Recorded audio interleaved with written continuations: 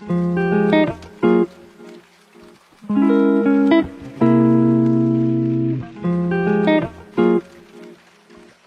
saludo con todos, bienvenidos. Nos encontramos en un nuevo laboratorio legal. El día de hoy nos encontramos en las instalaciones de Cholito Lindo, de Nuevo Chimbote. El día de hoy contamos con un invitado quien es especialista legal en Derecho del Trabajo y tiene maestría en Gestión Pública. Él es el doctor Joel Salomón Rojas Pereira. Bienvenido, doctor. Muchas gracias. ¿Qué tal? ¿Cómo está? Buenos días. ¿Qué tal? Bien, sí. Bien, el día de hoy vamos a tocar este tema. Creo yo que es importante. Ya estamos en las fechas que corresponde el pago de las utilidades. Así es. Y creo que vamos a tocar este tema, absolver algunas preguntas claves, creo yo, para que todas las personas que puedan estar escuchándonos o que puedan ver esta transmisión puedan conocer de manera sencilla cómo es que se debe pagar, cuánto se debe pagar, este tema exactamente, lo que implica, ¿no? Y qué no debemos también de hacer para evitar de repente quizás ser sancionado ante una fiscalización que podría efectuarse, ¿no? Así es, sí. Entonces el tema que vamos a ver a cabo es sanción por incumplimiento de pago de utilidades. Muy bien, y para empezar vamos a entrar en contexto, ¿ok? Primero queremos saber cuáles son las empresas que son las que se encuentran obligadas al cumplimiento de reparto de utilidades. A ver, cuando nosotros conversamos o nos referimos al tema de las utilidades, tenemos que en principio entender que las utilidades son aquellas ganancias que los empleadores han obtenido durante el transcurso del año fiscal, ¿no? O sea, cuando hablamos de ganancias, no hablamos de ganancias brutas, sino de las ganancias netas, ¿no? Por esto es que hablamos de las ganancias, son un tema de rentas de tercera categoría, ¿no?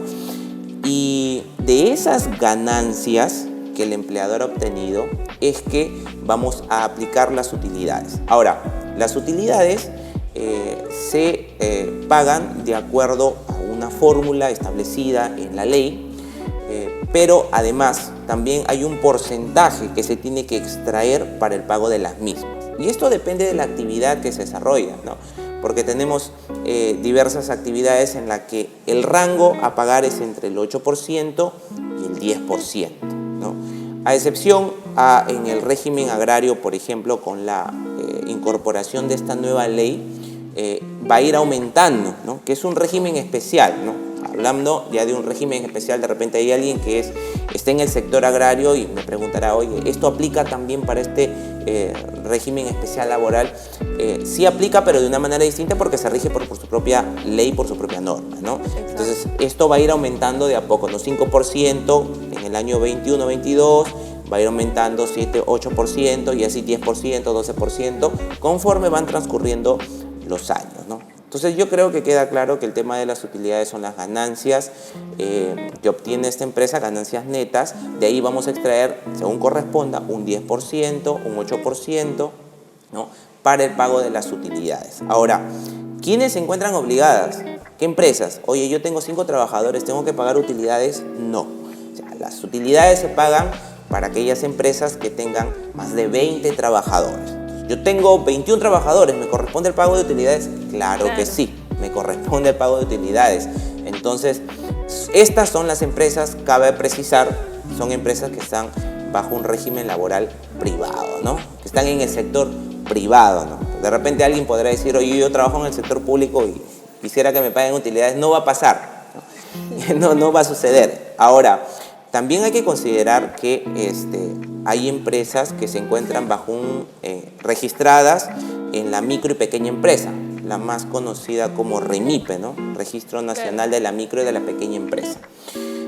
En este caso, las microempresas no se encuentran obligadas al pago de utilidades independientemente de que ellos puedan tener de repente 20, 25. Y quisiera precisar aquí un tema, ¿no? Porque anteriormente, hace algunos años atrás, estaba considerado o se consideraba a una empresa como microempresa por el número de trabajadores, ¿no? Se consideraba así las ganancias anuales brutas que tenía la empresa, pero se consideraba también el número de trabajadores. Es decir, si yo tenía más de 10 trabajadores, ya no podía ser microempresa.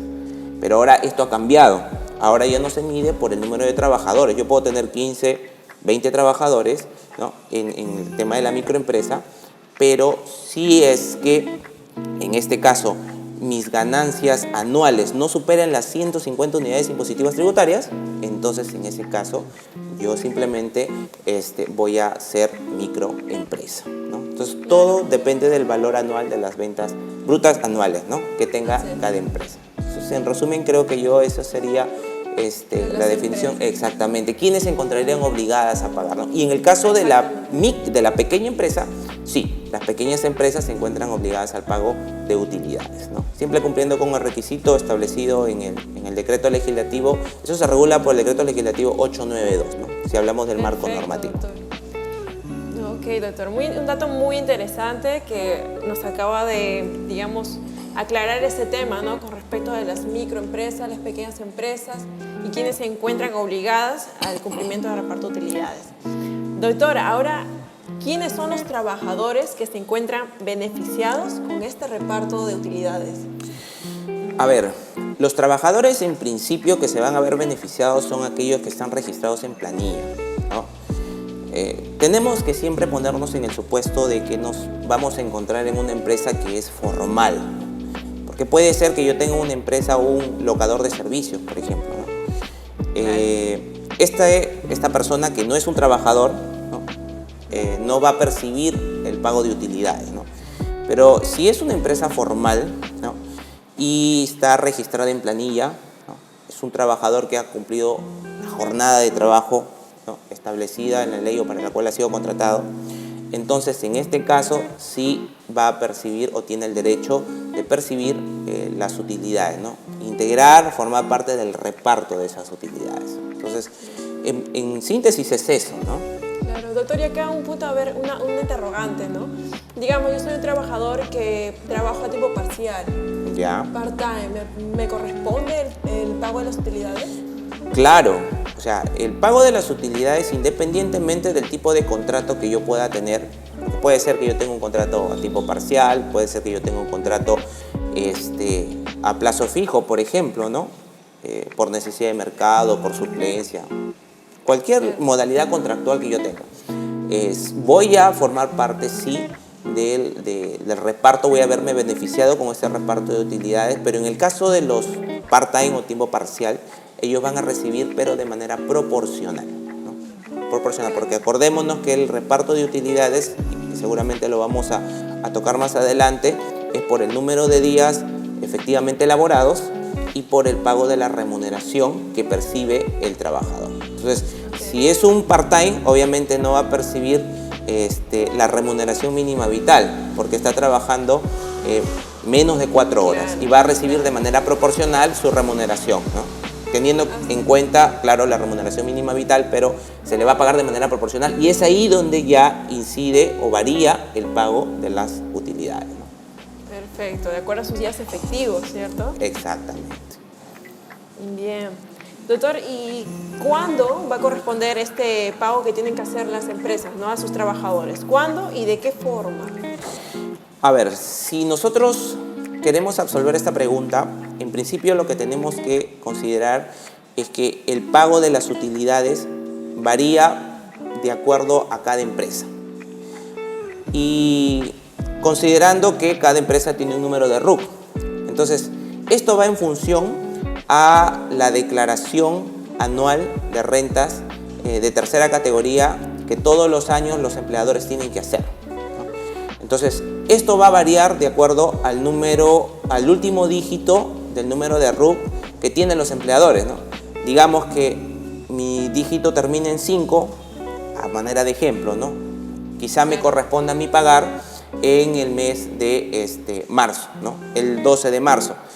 Mi dígito culmina, por ejemplo, en 3, entonces me correspondería, por ejemplo, pagar el 15 de marzo. Esto varía de acuerdo al cronograma que la SUNAT ha emitido, exactamente, ha establecido y ha publicado, y que lo publica cada año. Ahora, desde la fecha que a mí me toca declarar, desde ahí yo tengo que contabilizar 30 días hábiles. yo tengo 30 días para poder efectuar el pago. Si es que yo no efectúo el pago dentro de este plazo señalado por ley, entonces, pasados los 30 días, lo que va a suceder es que se van a comenzar a generar los intereses moratorios que se tienen que pagar.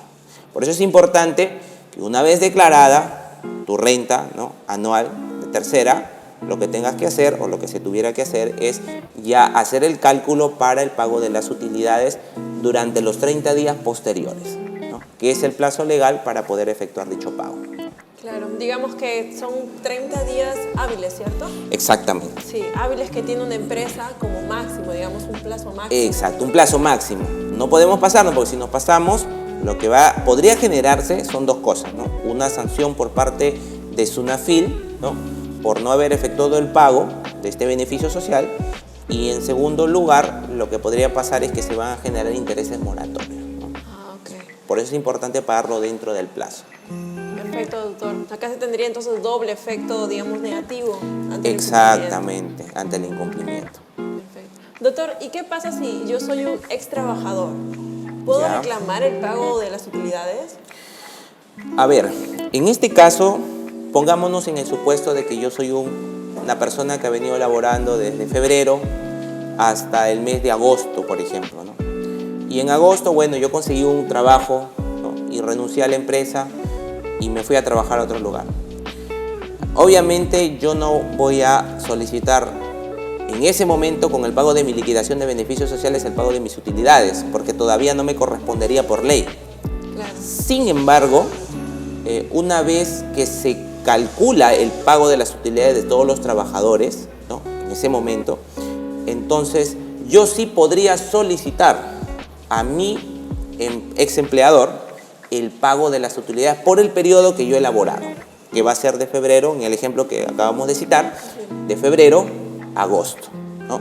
Entonces, si bien es cierto, yo no voy a percibir lo mismo que han percibido los demás trabajadores que han laborado todo el año, exactamente, que han continuado elaborando, pero sí lo voy a percibir de manera proporcional por el tiempo que yo había elaborado. Entonces, la pregunta es, ¿sí pueden percibir los ex trabajadores? Claro que sí. Y yo quisiera precisar algo aquí, es que esto tiene que solicitar el trabajador a su empleador. ¿Por qué? Y hay un plazo para poder solicitarlo también. El plazo es de 4 años. Si es que durante el plazo de los 4 años yo como trabajador no lo he solicitado, me olvidé, o de repente dije, bueno, ya lo dejo, lo voy a solicitar después, se pasan 4 años, ese dinero que lo tiene el empleador allí y que le correspondería al trabajador o al ex trabajador, lo va a revertir a la empresa y lo va a distribuir ese dinero entre todos los trabajadores que en ese momento les correspondería el pago. ¿Ya? Entonces, para los trabajadores que quizás nos estén escuchando, es importante que se solicite, porque a veces pensamos, ¿no?, ya, pasan 4 años, prescribe, ¿no?, esta facultad de poder solicitar al empleador mis utilidades, el pago de utilidades, y pensamos que luego lo podemos solicitar sin ningún problema, cuando no es así, ¿no? Esto se revierte y el empleador lo que tiene que hacer es ese dinero, distribuirlo entre todos los trabajadores que están allí en la empresa laboral, ¿no? Por eso hay que solicitarlo dentro de los 4 años para evitar este tipo de perjuicios, ¿no? Por esos perjuicios que se ocasionan en el mismo trabajo. Perfecto, doctor. Muy claro, información muy clara e importante, tanto para la empresa como para el ex trabajador. Mire, interesante. Si el ex trabajador no solicitó en los 4 años, entonces también el empresario tiene la obligación de hacer el reparto entre sus trabajadores actuales, ¿cierto? Exactamente, así es. Interesante. Ok. Doctor, ahora usted mencionó acerca de la sanción que se da en una inspección que realiza SUNAFIL, ¿cierto? Claro. Por el cumplimiento del reparto de utilidades. ¿De qué manera se da esta? Digamos, ¿cuánta es la sanción? A ver, en este caso, el artículo 48 en adelante del reglamento de la Ley General de Inspección del Trabajo, que está regulado por el Decreto Supremo, aprobado por el Decreto Supremo 019-2006-TR, establece el cuadro de multas. Ahora, en principio, este cuadro de multas está dividido en 3 partes. La primera es por el tipo de empresa. Si es que es microempresa, si es que es pequeña empresa o si es que es una no MIPE. En segundo lugar, tenemos que identificar la gravedad de la infracción. Y esto está establecido de igual manera en el reglamento. Si es una infracción grave, muy grave, leve, grave o muy grave, ¿no? Y en tercer lugar, tenemos que identificar el número de trabajadores afectados. Ese cuadrito lo van a encontrar, está allí plasmado incluso ha sido modificado mediante Decreto Supremo 08/2020, si mal no recuerdo, TR, ha sido modificado los valores de este cuadrito de multas. Entonces, mucho depende de eso. Entonces, va a variar. Pero si queremos nosotros establecer la gravedad, por ejemplo, de la infracción, en este caso, no efectuar el pago de las utilidades, ¿no? Está considerado esto como una infracción muy grave, ¿no? Muy grave. Artículo 24.4 del Reglamento de la Ley General de Inspección del Trabajo, ¿no? Ahora, no lo vas a encontrar así, tal y conforme dice, ¿no? No efectuar el pago de las utilidades, porque no está de esa manera, ¿no? Está como pago de beneficios sociales. Eso engloba también el pago de las utilidades. Y por otro lado, un tema que no habíamos tocado es la entrega de la hoja de liquidación de las utilidades, que es también de carácter obligatorio por parte de los empleadores efectuar la entrega al trabajador. No solamente consiste en pagarle, sino en entregarle la hoja de liquidación para que el trabajador sepa cómo es que se hizo el cálculo y si es que le pagaron de manera correcta. Ahora, si es que yo no entrego la hoja de liquidación, entonces lo que va a pasar aquí es que eso está establecido como una infracción leve en el reglamento. Artículo 23.2, si mal no recuerdo, del reglamento, que establece que no entregar la hoja de liquidación a los trabajadores constituye esto una infracción al ordenamiento jurídico laboral, ¿no? Específicamente a lo establecido en el artículo 23.2, ¿no? Del reglamento. Entonces, dos cosas importantes: paga las utilidades y, segundo lugar, entrega la hoja de liquidación. Al trabajador. Exactamente. Sí. Muy bien, doctor. Muy importante. Información muy importante para las empresas, ¿no? Y para los trabajadores también, a fin de que ellos puedan reclamar también esta hoja en la que se ha hecho el cálculo. Ok. Doctor, ahora vamos con respecto al contexto en el que aún nos encontramos, ¿no? El de la pandemia COVID-19. ¿Qué pasa en los casos en los que un trabajador se encuentra con descanso médico por COVID-19? ¿Cómo se daría el cálculo en esta situación? ¿Cómo variaría, digamos? Bueno, en realidad, en este contexto de la pandemia, tenemos que ponernos en realidad en varios supuestos, ¿no? Porque este tema de la pandemia ha afectado a muchas empresas económicamente, no solamente empresas, sino también al personal que labora para dichas empresas. Algunas empresas se han visto, o trabajadores se han visto en suspensiones perfectas de labores. Algunas empresas han tenido que cerrar sus negocios o sus locales debido a la pandemia, y ya el ingreso que ellos normalmente obtenían durante un día, 2 días, una semana, un mes, ya no lo han visto. Ahora, en este caso, por ejemplo, mediante Decreto de Urgencia 026/2020, si mal no recuerdo, se establecieron ciertas medidas, ¿no? A raíz de los contagios que se venían dando en el país a raíz del COVID-19, ¿no? De esta pandemia. Y ponernos en diversos supuestos como por ejemplo, ¿no? Aquellos trabajadores que se encontraban dentro del grupo de riesgo y que les correspondía una licencia con goce de haber, ¿no? Sí. Y que esta va a ser compensable de manera posterior o cuando culmine el estado de emergencia, ¿no? Nacional, que dicho sea de paso, el Estado lo ha ampliado hasta el 31 de agosto del 2022, ¿ya? Entonces, si yo soy una persona que tiene comorbilidades, ¿no? Que tiene problemas cardíacos, tengo diabetes, tengo cáncer, ¿no?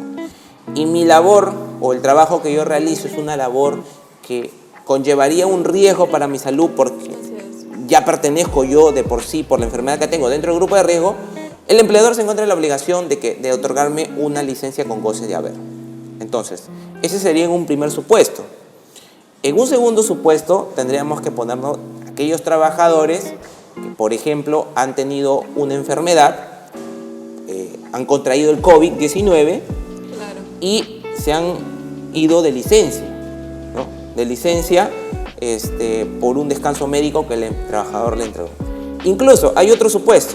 Digamos que yo salgo positivo y tú y yo trabajamos juntos. Claro.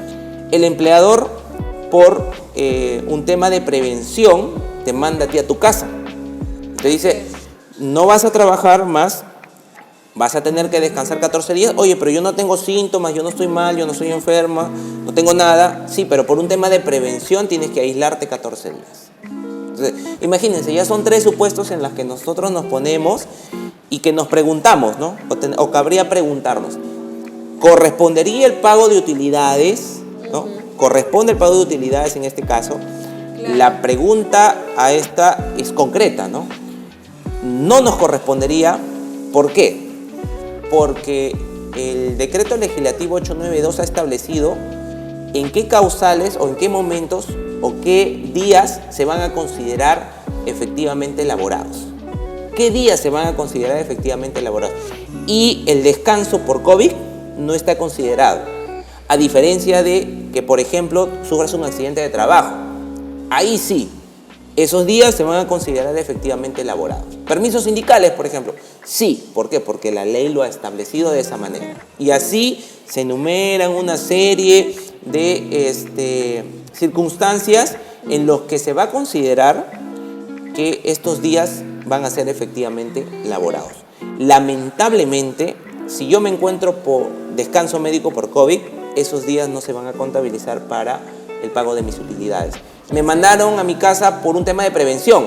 Esos días no se van a contabilizar. Y el trabajador, claro, el trabajador podría aludir diciendo, sí, pero me han obligado a ir a mi casa, ¿por qué no me van a contabilizar? Exactamente, Claro. ¿no? A veces los trabajadores reclaman y a veces nos encontramos en una encrucijada, ¿no? Porque los trabajadores no tienen la culpa, ¿no? Los trabajadores no tienen la culpa, pero el empleador tampoco la tiene, ¿no? Porque por un tema de prevención, ¿no? Por eso es un tema de prevención. Entonces, lo que a veces nosotros recomendamos como abogados es que tú lo mandas a tu casa, si bien es cierto le vas a pagar, pero dale la oportunidad que lo pueda compensar. O sea, dale la oportunidad que lo pueda compensar. ¿Por qué? Porque al momento que tú compensas, ¿no? Es trabajo efectivo. Se convierte en trabajo efectivo. Por lo tanto, ya me correspondería el pago de mis utilidades porque eso es trabajo efectivo, ¿no?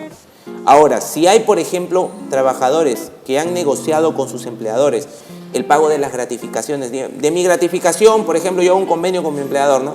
Me vas a coger el 50% porque ya te debo, me he estado un año con licencia con goce de haber y ya para pagarte ese año, va a ser muy engorroso, muy tedioso pagarte ese año. Yo ya no quiero quedarme a trabajar más tiempo en la oficina, yo quiero cumplir mi hora e irme. Perfecto. Entonces, o con las vacaciones, por ejemplo, ¿no? Te las canjeo por algunas vacaciones. Eso no es días efectivamente elaborados. Entonces, por ende, no va a entrar en el cálculo para el pago de las utilidades. Claro. Entonces, sí, por el tema de la pandemia hay muchos supuestos, no son los únicos, son los más relevantes, los que normalmente escuchamos con frecuencia, pero hay un tema de que debemos de considerar a efectos de que tengamos que saber, ¿no? Porque a veces los trabajadores reclaman, denuncian cuando no procede porque tampoco hay un marco normativo, creería yo que hasta de repente un poco deficiente en las normas que se han emitido para regular, ¿no? Temas relacionados a lo laboral, ¿no? En realidad es así, ¿no? Hay muchas, ¿no? No solamente en esto, en el sector pesquero. Hay trabajadores, por ejemplo, que no pueden ni siquiera compensar y nunca lo van a poder compensar. En el régimen pesquero, por ejemplo, sucede eso, ¿no? En el régimen pesquero sale el barco a pescar, yo no puedo ir porque pertenezco dentro del grupo de riesgo, se fue la embarcación. ¿Cómo voy a compensar? Claro. Eso ya no se puede compensar, ¿no? O sea, no se puede compensar. Y hay supuestos así que incluso la norma no lo contempla, no lo ha regulado y que simplemente tenemos que llevar por ciertos criterios para poder emitir algún pronunciamiento, resolver este caso en concreto, este conflicto entre empleador y trabajador, ¿no? O sea, cuestiones así ha traído la pandemia en el sector laboral, pues, ¿no? Así es. Así es. Y doctor, ya que estamos refiriéndonos a las consecuencias, mejor dicho, que aún está dando la pandemia del COVID-19, ¿qué pasaría en el caso de las empresas, ¿no? Las empresas que dicen, esta pandemia, por culpa de la pandemia COVID-19, la empresa se ha visto afectada, nuestros ingresos han sido menores, ¿no? ¿Podría esta empresa aludir, usando este argumento, diciendo de que mis ingresos son menos, el pago de las utilidades no podría realizarlo porque me he visto afectada, mi empresa se ha visto afectada? A ver, en principio la afectación tiene que ser tangible, ¿no? Se tiene que acreditar, se tiene que observar, visualizar a través de ciertos documentos. En este caso, por ejemplo, la declaración anual del impuesto a la renta, ¿no? Que todas las empresas van a hacer, donde se va a determinar si es que la empresa obtuvo ganancias, no obtuvo ganancias o si obtuvo pérdidas, ¿no? Entonces, allí nosotros nos vamos a dar cuenta respecto a la obligatoriedad de la empresa de pagar utilidades, porque sería ilógico de que una empresa, digamos, empezó la pandemia en el mes de marzo, ¿no? Hay actividades que han seguido, ¿no? Por ser de primera necesidad, ¿no? Hay actividades que han continuado con ciertas restricciones, pero no es que las ganancias se hayan paralizado, las ganancias han continuado quizás con menor rango o con menor afluencia que normalmente era o se hacía con anterioridad, pero han obtenido ganancias. Entonces, en este caso, si el empleador alega una afectación económica, tendría que esto verse reflejado en su declaración del impuesto anual a la renta, ¿no? Oye, decir, miren, impuesto figura que yo tengo pérdida, no he tenido ganancia. Claro. O sea, si yo he tenido pérdida, entonces no voy a poder pagar utilidades y eso es totalmente válido, ¿no? No se le podría pagar las utilidades. Pero si en mi declaración veo que por lo menos he tenido siquiera 1.000 soles, como en algunos de los casos yo he visto, ¿no? Han tenido 1.000 soles de ganancia, de utilidades, ¿no? De utilidades, 1.000 soles. Y eso lo han distribuido. A veces les ha tocado 2 soles a cada trabajador, 1 sol a cada... He visto casos que les ha tocado 2 soles, 1 sol a cada trabajador. Pero bueno, el empleado está cumpliendo con su obligación. Exactamente, con su obligación de pagar las utilidades, ¿no? ¿Por qué? Porque lamentablemente en ese año no le fue bien, en ese año no pudo obtener las ganancias que esperaba ganar. Claro está que hay otras empresas que ya, ¿no? Lo que hacen es vender activos, ¿no? O simular pérdidas, ¿no? O comprar, a veces hacer compras ficticias, ¿no? Eso ya es contrario a la ley, ¿no? Se les recomienda no hacerlo porque ya ese es un tema que no solamente está dentro del ámbito laboral, sino que eso ya trasciende a otras partes del derecho, otras áreas del derecho, donde incluso podría considerarse ya esto como un delito, ¿no? En el tema penal, ¿no? Así es, doctor. Bien, doctor. Creo que la información hasta ahora viene siendo precisa, clara. Doctor, finalmente, ¿cuáles serían las recomendaciones que tiene para las empresas que, bueno, están ahorita viendo la transmisión en vivo? A ver, en principio, lo que tendrían que considerar, una recomendación, creo yo, bastante importante, es realizar el cálculo de manera correcta, ¿no? Para el reparto de las utilidades a sus trabajadores, ¿no? Saben que si existiera alguna duda, ¿no? Respecto de ello, hay diversas entidades, ¿no? Que podrían apoyarle en este sentido, ¿no? En cuanto a orientación para efectuar dicho pago. En segundo lugar, paguen las utilidades dentro del plazo establecido en la ley. Si ustedes tienen un contador dentro de la empresa, el contador sabe en qué fechas se tiene que declarar el impuesto a la renta. Entonces, se tiene que declarar. Desde esa fecha que se declara, entonces ustedes, como ya lo hemos mencionado, tienen 30 días. Paguen dentro del plazo. Paguen dentro del plazo. Y en tercer lugar, entreguen la hoja de liquidación también. O sea, no se trata solamente de efectuar el pago, sino también de entregar esta hoja de liquidación, ¿no? Y en el caso, la recomendación para los trabajadores, no esperen más de 4 años para solicitar el pago de sus utilidades a sus ex empleadores. Háganlo dentro del periodo de los 4 años para que no pierdan este beneficio social, que es un derecho que ustedes como trabajadores tienen a percibirlo, ¿no? Entonces, yo creo que esas serían las recomendaciones principales a efectos de poder evitar cualquier tipo de sanción, ya sea por una fiscalización o de repente por un operativo, porque miren, normalmente ha sucedido, como sucede siempre, digamos, llega la fecha de la gratificación, se hacen operativos, ¿no? Operativos de fiscalización relacionados al tema de la gratificación en julio, por ejemplo. Llega el pago de las utilidades, vamos a hacer operativos de fiscalización en cuanto al pago de las utilidades, ¿no? Entonces, y otra cosita que quisiera yo sí resaltar, y algo que quisiera sí incidir, es que a los empleadores sobre todo, por favor, revisen su casilla electrónica. Sunafil, a partir del año 2020, de septiembre de 2020, si mal no recuerdo, está notificando los requerimientos de información, los requerimientos de comparecencia, está notificando las medidas inspectivas de requerimiento y en el procedimiento sancionador se están notificando las actas de infracción, las imputaciones de cargo, las resoluciones, los informes finales de instrucción, las resoluciones de primera instancia, de segunda instancia y las del Tribunal de Fiscalización Laboral se están notificando en la casilla electrónica. ¿Cómo activo la casilla electrónica? Muy sencillo, señores. Voy con mi clave SOL, con mi número de RUC y con mi usuario, googleo casilla electrónica Sunafil. Me va a pedir ingresar dichos datos, correo electrónico, números de teléfono. Cada vez que llegue una alerta o un documento a mi casilla electrónica, me va a llegar un mensaje de texto a mi celular o me va a llegar un correo electrónico, un mensaje a mi correo electrónico indicándome que han depositado un documento en la casilla electrónica. ¿Para qué? Para que ustedes no se vean afectados. A veces hacen requerimientos de información y nunca se contesta, ¿no?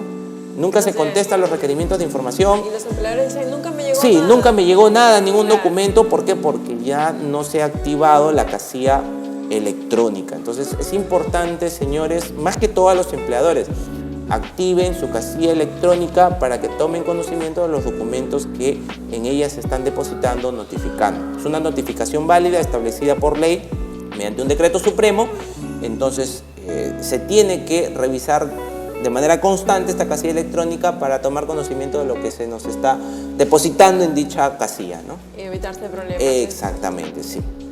Doctor, muy agradecidos por su participación. Listo. Nos ha brindado información muy clara, muy precisa y nos ha dado datos extras también, además, acerca de la casilla electrónica, todos estos datos que deberían conocer las empresas, empleadores, para también en este contexto de pandemia, ¿no? Que se han innovado en nuestro sistema. Claro. Doctor, muchas gracias. Listo, Gracias muy agradecidos también a ustedes por la invitación. Ya saben que ante cualquier duda, os tienen a ustedes que son un estudio jurídico, pueden venir a ellos y absolver cualquier consulta. Por mí encantado de poder ayudarles en cualquier otra oportunidad, orientar tanto a trabajadores como a empleadores para el cumplimiento de la normatividad en materia de seguridad y salud en el trabajo y también en materia sociolaboral, ¿no? Que creo yo son temas que exactamente importantes, ¿no? Así es, doctor. También queremos agradecer finalmente a Cholito Lindo, que nos ha brindado este espacio muy acogedor. Y hasta la próxima. Los esperamos pronto en el siguiente laboratorio legal. Esperamos sus comentarios, preguntas. Hasta luego.